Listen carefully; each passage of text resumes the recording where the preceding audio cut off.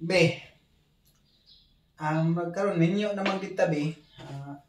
Buhaton na to ani ako nang kaon ng itim. Ako na yung mag-bookkeeper ana, ako na yung magtago. Kasi pataka ka gasto ba? Yan po. Isang pod. Minyo na gunta. Ako yung matago na yung kuan. itim. Yay, gaykan.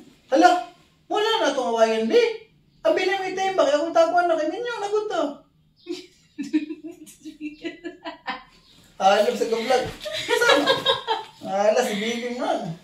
Agay, gago. Yeah. Sige, balik. Balik, cut. Alam yan, yung sumbagon na eh. Yeah. Daan pa ko, diba? Saman. Kanang murag minyo na magita siguro. Minyo siguro. Wala naman. Ang dali, bedo. Late na kayo. Napay, lain pa ako, diba? Karon sis, minyo na magita. Niya. Pare ka pa naman, naparehas na tanay trabaho.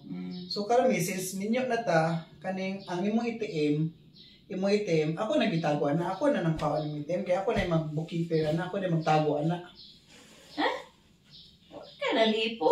Hala. Ayaw mo nga, Paul. Naunsa naman ka, uy.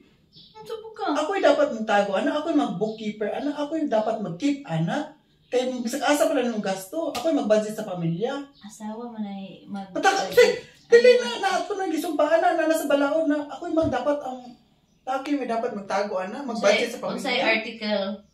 Article Section 1. Pataka. Oh, Presidential Decree 173, Section 14 of Revised Penal Code. Na ang bana mo, kinahanglan mo, mong tago o mong budget sa kwartambi na yung itim ba? Yaya, duli mo. Magsigil, magkakaway na kabahin ng anak, oy.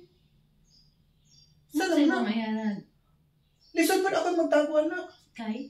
Ay, magbulag na to, inana, hindi mo ha. Hindi mo din tago, hindi mo din may hating itim ni mo day. Di, Jod.